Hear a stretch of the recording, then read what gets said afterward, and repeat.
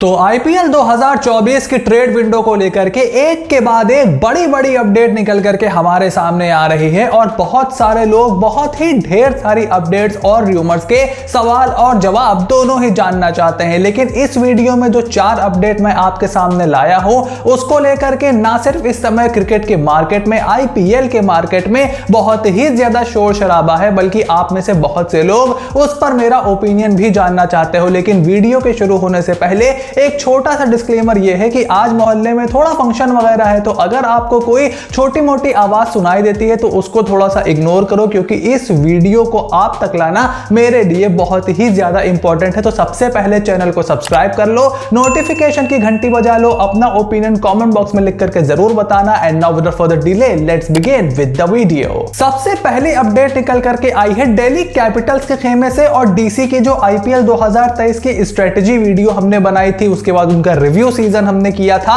सब में मैंने डिटेल में आपको बताया था कि मनीष पांडे और सरफराज खान वो खिलाड़ी हो सकते हैं जिनसे दिल्ली कैपिटल्स आईपीएल 2024 के ऑक्शन से पहले जिनको रिलीज कर सकती है। उसके अलावा कई और खिलाड़ियों का नाम भी हमने लिया था, उसमें चेतन साकरिया थे, लुंगी एनगीडी थे। तो इनको लेकर के कुछ अपडेट पहले ही आ चुकी हैं, लेकिन अब मोर और लेस इस बात पर मुहर लग चुकी है कि दिल्ली कैपिटल्स मनीष पांडे और सरफराज खान से खुद को अलग कर सकती है। और क्योंकि दिल्ली कैपिटल्स के पास ऑलरेडी ढेर सारे टॉप ऑर्डर के बल्लेबाजों के विकल्प हैं, और हमने कुछ दिनों पहले एक वीडियो की थी वर्ल्ड कप के दौरान जिसमें मैंने आपको बताया था कि डीसी ने काफी सारे ट्रायल्स कंडक्ट किए हैं। बेंगलुरु में उनका ट्रायल था, कोलकाता में उनका ट्रायल सौरव गांगुली के अंडर हुआ था। वहां पर कुछ युवा भारतीय बल्लेबाजों को भी उन्होंने परखा है और लवनीत सिसोदिया का उसमें नाम निकल के आ रहा था, रोहन कुन्नुमल का नाम उसमें निकल करके आ रहा था। तो एक बात तय है कि आईपीएल 2024 के ऑक्शन में दिल्ली अपने पाले में कुछ युवा बल्लेबाजों को, कुछ युवा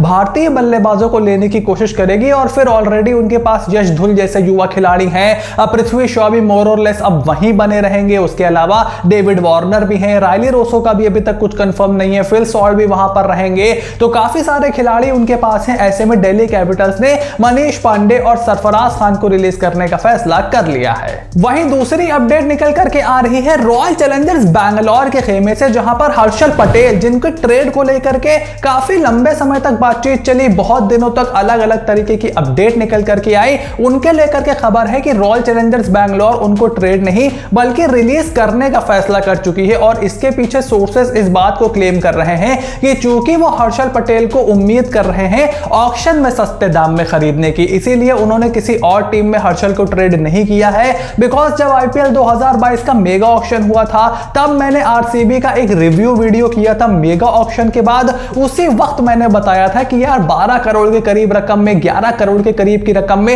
Harshal Patel according to me is a little bit too expensive, because आप उनकी बॉलिंग का हर फेज में इस्तेमाल नहीं कर सकते। मोर और लेस डेथ बॉलिंग करने ही वो आते हैं, कभी कभी अपने 4 ओवर भी फिनिश नहीं करते हैं। अब बल्लेबाजी में आरसीबी उन पर ज्यादा कॉन्फिडेंस दिखाती नहीं है। तो ये एक अच्छी स्ट्रेटेजी है, उनको रिलीज करो, पर्स फ्री करो, और अगर कम सस्ते दाम में वो मिलते हैं, कम पैसे खर्च करने पड़ते हैं, तो हर्षल पटेल को दोबारा खरीद लो, वरना फिर कोई बात नहीं। और यही आरसीबी की स्ट्रेटजी होने वाली है। वहीं तीसरी अपडेट निकल करके आई है कोलकाता नाइट राइडर्स के कैंप से, जहां पर आंद्रे रसल को रिलीज करने की जो खबर है वो इस समय बहुत ही तेजी से, खास करके सोशल मीडिया पर तो उसने आग लगा रखी है। और केकेआर के बहुत सारे फैंस हैं जो कि इस मामले की सच्चाई जानना चाहते हैं। तो अनफॉर्चुनेटली अभी तक इस रिलीज को लेकर के कोई भी ऑफिशियल अपडेट नहीं आई है, और मेरा यही सुझाव होगा और काफी सारी जगह से यही चीज निकल करके आ रही है कि जब तक कुछ भी थोड़ा सा भी ऑफिशियल कंफर्मेशन या कोई बड़ी इसको ऑर्गेनाइजेशन प्रॉपरली रिपोर्ट नहीं करती है, तब तक इस रिलीज पर थोड़ा सा यहां पर भरोसा करना मेरे लिए तो बहुत ज्यादा मुश्किल है। बिकॉज देखो, आंद्रे रसल ना सिर्फ इस टीम के एक बहुत ही कीमती ऑलराउंडर हैं, बल्कि एक बहुत ही सीनियर प्लेयर हैं, और उसके साथ साथ केकेआर की ब्रांड वैल्यू को भी सबसे ज्यादा आंद्रे रसल ही इस समय लेकर के चल रहे हैं। बिकॉज श्रेयस अय्यर टीम में नए हैं, ठीक है गौतम गंभीर भी वापस आ गए हैं, बट अगर आप इस टीम के स्टार खिलाड़ियों की बात करो जो कि एक लंबे समय से टीम की पहचान बनता है, तो सुनील नारायण और आंद्रे रसल के अलावा मैं किसी और को अनफॉर्चुनेटली नहीं देख पा रहा हूं। और उसके अलावा अगर आप रिलीज कर भी देते हो तो मेगा ऑक्शन में, मिनी ऑक्शन में क्या आपको उस तरीके के प्लेयर मिलेंगे, उस क्वालिटी के प्लेयर मिलेंगे जो कि आपके लिए फिनिशर की भूमिका निभा सके? मुझे बहुत ही ज्यादा मुश्किल लगता सकता है, अगर मिलेंगे भी तो बहुत ज्यादा एक्सपेंसिव होंगे।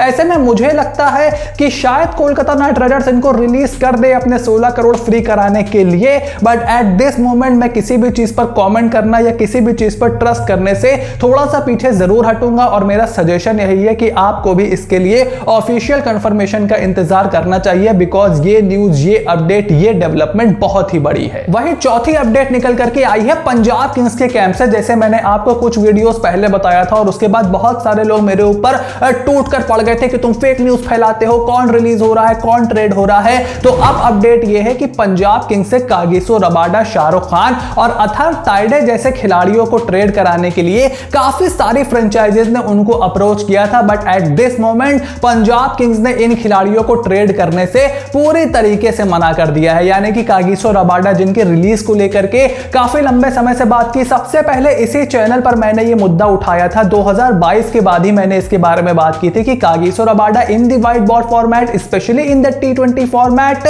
बहुत ज्यादा रिलायबल इस समय है नहीं। और पीबीकेएस के पास ऑलरेडी नेथन एलिस हैं जो कि ठीक ठाक प्रदर्शन करते हैं। शाहरुख खान का 2022 के बाद ट्रेड की ढेर सारी अपडेट आई थी, उस समय भी कई फ्रेंचाइजीज ने पीबीकेएस को अप्रोच किया था, लेकिन उनको डील पसंद नहीं आई थी, इसलिए उन्होंने एसआरके को ट्रेड नहीं किया। And same is the case this year as well. But having said that, I will still not be surprise अगर शाहरुख खान और कागिसो रबाडा जैसे एक्सपेंसिव प्लेयर्स को पंजाब किंग्स रिलीज कर देती है। बट चूंकि आपके पास मिनी ऑक्शन में अब बहुत ज्यादा ऑप्शंस नहीं होते हैं कवर करने के लिए, ऐसे में इस मामले में भी टीम सोच सकती है कि यार अगले साल मेगा ऑक्शन है, हमारे पास ज्यादा ऑप्शंस होंगे, तो एक साल इन खिलाड़ियों पर और भरोसा करके देखते हैं। खास करके शाहरुख खान ने पिछले साल कुछ इंप्रूवमेंट दिखाई भी थी, तो उनको तो रिलीज शायद ना ही करे पंजाब किंग्स, बिकॉज वो एक अच्छे फिनिशर की भूमिका निभा सकते हैं। बट कागिसो रबाडा को लेकर के I am still not sure. कोई बता रहा है कि मुंबई इंडियंस ने भी उनको ट्रेड के लिए अप्रोच किया था और काफी सारे फ्रेंचाइजीज कागिसो रबाडा के पीछे